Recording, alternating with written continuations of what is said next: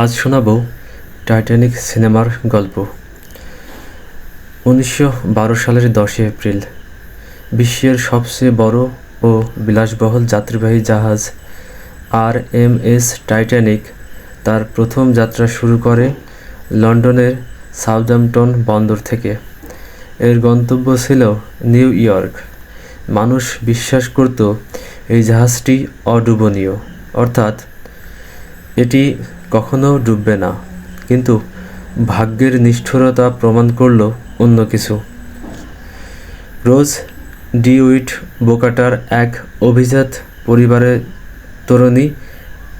তার মা রুথ পরিবারের আর্থিক অবস্থার অবনতি ঠেকাতে রোজের বিয়ে ঠিক করেছেন ধনী ব্যবসায়ী ক্যাল হকলির সঙ্গে।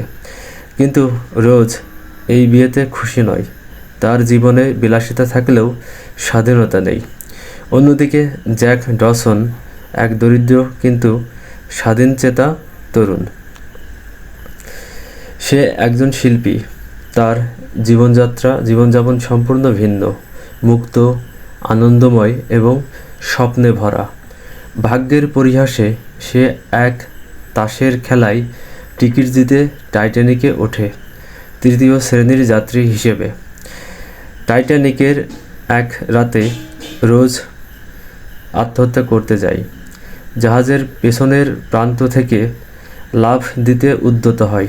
ঠিক তখনই জ্যাক তাকে দেখে ফেলে ও বাঁচিয়ে নেয়। এই ঘটনার পর ধীরে ধীরে তাদের মধ্যে এক অনন্য সম্পর্ক গড়ে ওঠে। রোজ জ্যাকের মধ্যে খুঁজে পায় স্বাধীনতা, সত্যিকার ভালোবাসা ও জীবনের রং।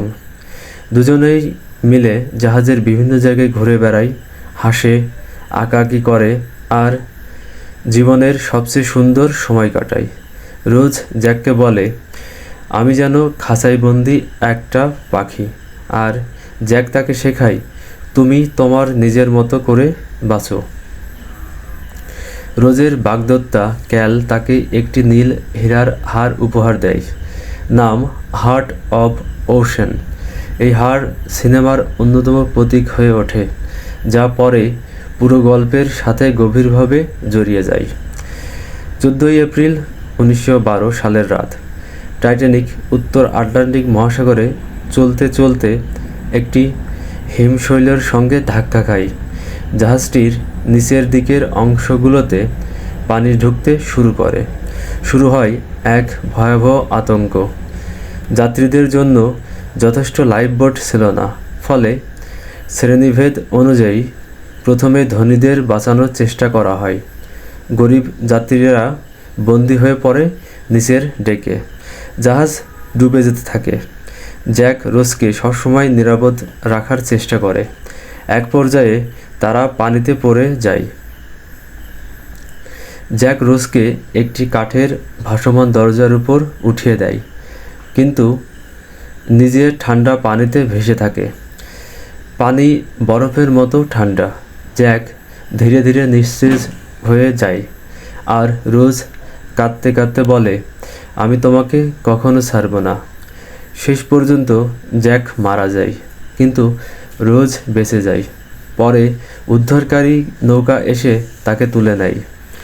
বহু বছর পর বৃদ্ধা রোজ তার জীবনের এই গল্পটি বলেন একদল গবেষকের সামনে। তারা টাইটানিকের ধ্বংসাবশেষ থেকে হারানো হার্ট অব ওশেন হীরাটি খুঁজতে এসেছে। গল্পের শেষে রোজ গোপনে সেই হারটি সমুদ্রে ফেলে দেন, যেন জ্যাকের কাছে ফিরে যায়, তাদের প্রেমের স্মৃতি প্রতীক হয়ে। শেষ দৃশ্যে দেখা যায়, স্বপ্নে বা পরলোকে রোজ আবার টাইটানিকের সিঁড়িতে জ্যাকের সাথে মিলিত হয়, যেখানে সবাই হাততালি দেয়, যেন তাদের ভালোবাসা মৃত্যুকেও জয় করেছে। মূল বার্তা এই সিনেমার, টাইটানিক শুধু একটি প্রেমের গল্প নয়, এটি মানবিকতা, শ্রেণী বৈষম্য, আত্মত্যাগ ও জীবনের ক্ষণস্থায়িত্ব নিয়ে এক অনবদ্য চিত্র। জেমস ক্যামেরুন দেখিয়েছেন কিভাবে ভালোবাসা মৃত্যুর পরেও অমর হয়ে থাকতে পারে, আর কিভাবে এক মুহূর্তের সম্পর্কেও পুরো জীবনের মানে বদলে দিতে পারে। আজ এ পর্যন্ত। তোমরা সবাই ভালো থাকো। আগামীতে আবার নিশ্চয়ই আরও ভালো ভিডিও নিয়ে তোমাদের সামনে হাজির হব।